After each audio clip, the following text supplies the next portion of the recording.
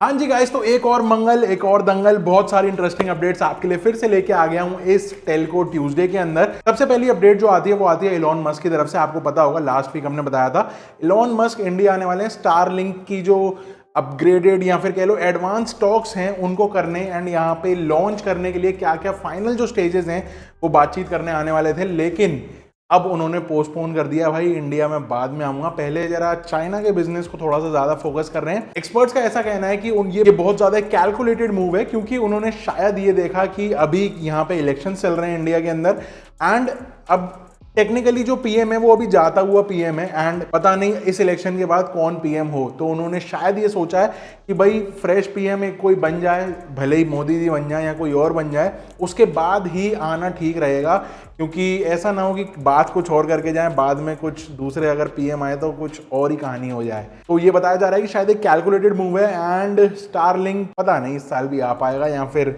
एक साल और डिले ना हो जाए कहीं। अगली अपडेट एयरटेल की तरफ से है। तो भारतीय एयरटेल का आपको पता होगा श्रीलंका में भी बिजनेस चलता है, वहां पे भी टेलीकॉम सर्विसेज ये लोग देते हैं। तो वहां का जो बिजनेस है ना, इनका कुछ 2023 का जो फिगर निकल के आया वो अराउंड 290 करोड़ के आसपास का इन्होंने वहां पे बिजनेस करा।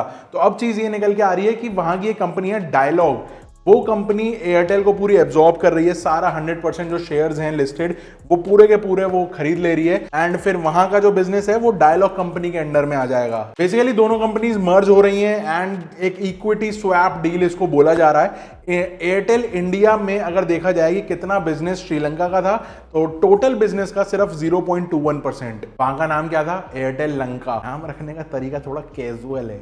आगे बढ़ने से पहले आपको बता दें हमने अपने स्किनली पेज पे बहुत सारे नए नए स्किन्स यहाँ पे अपलोड कर दिए हैं एंड मैट फिनिश के अंदर भी काफी सारे स्किन्स आ गए हैं इन वेरियस कैटेगरीज, जैसे कि एनीमे है, फन है, बॉटल वगैरह भी आजकल आ गई है। बहुत सारी अमेजिंग डिजाइन्स लिस्ट हो चुकी हैं मैट फिनिश में भी एंड इस तरीके के 3D टेक्सचर के अंदर भी। तो लिंक ये रहा goskinly.com। 2 स्किन्स लेने पे फ्री शिपिंग ऑटोमेटिकली अप्लाई हो जाएगी। एक बार चेकआउट जरूर कर लेना अगर नहीं करा हो तो। अगली अपडेट करनाल से आ रही है एंड सीन ऐसा है कि करनाल में जो कंज्यूमर कमीशन है उन्होंने हमारी 2 टेलको कंपनी जियो और वोडाफोन दोनों को हड़काया है और डांट लगा के बोला है कि सीम्स की ऐसा एक केस निकल के आया था कि पिछले महीने कुछ कनेक्शंस इन्होंने डिस्कनेक्ट कर दिए, जबकि कंज्यूमर्स की जो पेमेंट्स थी वो ऑन टाइम ड्यू पेमेंट जो भी थी वो क्लियर हो गई थी, फिर भी कनेक्शन बंद कर दिए। कौन है ये लोग, कहां से आते हैं? तो कमीशन ने दोनों कंपनीज को डांट लगाते हुए बोला है कि भाई यहाँ तो ये कनेक्शन तुरंत से पहले चालू कर दो, यहाँ तो 50-50 हजार रुपए ईच कंज्यूमर को देना पड़ेगा। वैसे पिछले महीने डीओटी ने करीबन 21 लाख सिमों को एक्टिवेट किया था, जो पता चला कि फेक आईडी से चल रहे हैं। तो अब अलर्ट किया गया है सारे टेलकोस को कि भाई ऐसे जो कनेक्शंस हैं उनको पकड़ा जाए, या तो री-केवाईसी करो, प्रॉपर उनका इन्वेस्टिगेशन करो, उसके बाद ही सिम चालू होनी चाहिए। अब ऐसे इतने सारे नंबर्स अगर एक साथ बंद कर देंगे तो कोई जो जेन्युइन सही वाले बंदे होंगे उनका भी कहीं ऐसे वो जबरदस्ती चपेट में ना आ जाएं। आप मुझे कमेंट करके बताओ, क्या आपने ऐसे कोई फेक सिम पे कभी सिम इशू कराई है? अगर कराई है तो मतलब इजीली हो जाता है या फिर कुछ देना पड़ता है? कमेंट करके बताना। अगली अपडेट हिमाचल प्रदेश से है एंड टर्न्स आउट कि हिमाचल प्रदेश का पहला जो गांव है उसके अंदर अब फाइनली कनेक्टिविटी आ गई है टेलीकॉम की एंड धीरे धीरे अब ये बहुत तेजी से ग्रो करती चली जाएगी। जो एरियाज हैं वो हिमाचल के लाहौल एंड स्पीति डिस्ट्रिक्ट के पहले विलेज कौरी एंड गुइया में बताया जा रहा है। यानी नाम मैंने शायद प्रोनाउंस कर दिया हो। अब ये जो गांव है ये सी लेवल के 15,000 फीट से ऊपर है भाई एंड डीओटी ने बहुत खुश होके इसको ट्विटर के ऊपर पोस्ट करा, एक्स पे मतलब पोस्ट करा और बधाइयां दी। वैसे ये जो विलेज है ये इंडो चाइना बॉर्डर के बहुत ही नजदीक है एंड देखते हैं अब कितनी जल्दी बाकी के सारे आसपास के जो गांव हैं वहां पर भी कनेक्टिविटी पहुंचती है। अगली अपडेट इंडिया से नहीं बल्कि सऊदी अरेबिया से है एंड सऊदी अरेबिया की ना वहां पे एक सबसे बड़ी जो टेलीकॉम कंपनी है वो तवाल नाम से है, TAWAL।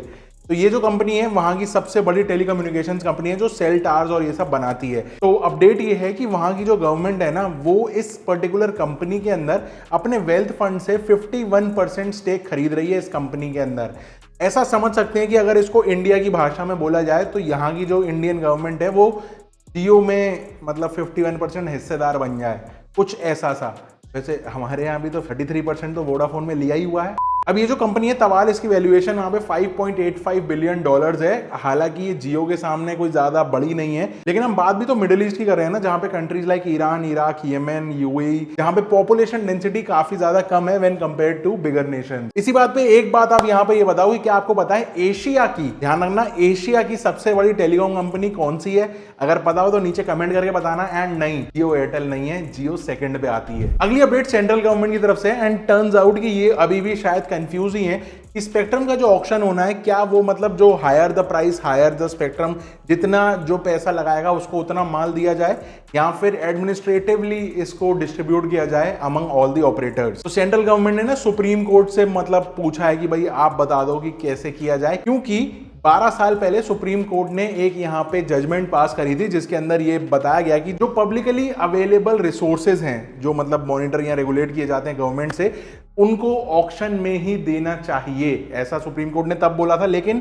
अब लॉज 12 साल बाद क्या ये लोग चेंज करना चाहते हैं, इसके ऊपर दोबारा से एक जजमेंट शायद पास होगा। बेसिकली गवर्नमेंट सुप्रीम कोर्ट से ये पूछना चाहती है कंपेटिटिव प्राइस के हिसाब से अगर चीज बेची जाए तो क्या दिक्कत कुछ आएगी या फिर नहीं आएगी, मतलब एक फाइनल डिसीजन लेना चाह रही है सुप्रीम कोर्ट से before the upcoming auctions after the election. भाई टेलको की बातें हो और बीएसएनएल की बात ना हो तो कुछ मजा नहीं आता है। बात तो सही है। तो अगली अपडेट इसीलिए बीएसएनएल की तरफ से, एंड एक कंपनी है यहाँ पे स्टेरलाइट टेक्नोलॉजीज। बेसिकली इस कंपनी का एक काम था जो कि ऑप्टिकल फाइबर की गड्ढे खोद के उसके अंदर केबल डालने का काम था। तो हुआ यूं कि ऑप्टिकल फाइबर जो केबल होती है वो पूरी बेचनी थी गड्ढा खुद के, एंड टर्न्स आउट ये कुछ सेंटीमीटर कम रह गया वो गड्ढा, थोड़ा बड़ा होना चाहिए था डेप्थ में, तो ये थोड़ा सा कम हुआ। एंड बीएसएनएल ने उसको अप्रूव कर दिया प्रॉपर, मतलब ना उसको चेक नहीं करा कि भाई सही से काम हो रहा है नहीं हो रहा, उन्होंने अप्रूव कर दिया। एंड इसीलिए स्टेरलाइट टेक्नोलॉजीज ने बीएसएनएल से बोला है अब तुम मुझे पेनल्टी दोगे 145 करोड़ रुपए।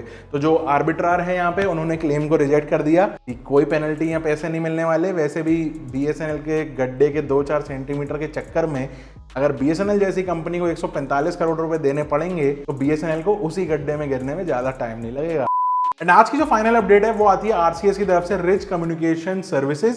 तो बेसिकली ये एसएमएस का जो ऑल्टरनेट थोड़ा सा अपग्रेडेड बेटर सिक्योरिटी वाला वर्जन है उसके बारे में बात की जा रही है। तो यहाँ पे जो ट्राई है ना, ये handset makers, telecom providers, platform providers सबको यहाँ पे अपील कर रही है कि जो आरसीएस है इसको थोड़ा सा बेटर करा जाए। सीन ऐसा है कि जो आरसीएस है ना, अब ये बहुत ज्यादा यूज होने लग गया है ऑनलाइन फ्रॉड और स्कैम्स के लिए। अब जिसको नहीं पता, RCS messaging basically next generation की मैसेजिंग है जिसके अंदर आप वीडियो चैट, वॉइस कॉल सब कुछ कर पाते हो, एंड इसको नॉर्मल एसएमएस या एमएमएस से थोड़ा सा और ज्यादा सिक्योर बताया जाता है। अब इंटरेस्टिंग बात यह है कि यहाँ पे टेलकोस किस तरीके से इसमें काम करते हैं, कैसे आरसीएस और एसएमएस को अलग अलग करके इसको मार्केटिंग करते हैं इसकी, वो देखना काफी इंटरेस्टिंग होगा। एंड आप यहाँ पे ये बता सकते हो कि क्या भाई आप अभी भी एसएमएस पे चल रहे हो या फिर आरसीएस मोड ज्यादा यूज करते हो, नीचे कमेंट करके बताना। एंड आज की इस वीडियो के लिए इतना ही था। आई होप आपको पसंद आई हो तो लाइक कर देना, सब्सक्राइब कर देना। एंड इस स्टूडियो के अंदर शायद हमारी लास्ट वीडियो है। I will see you very soon in the next video. Until next time, stay safe, stay sarcastic, see ya and goodbye।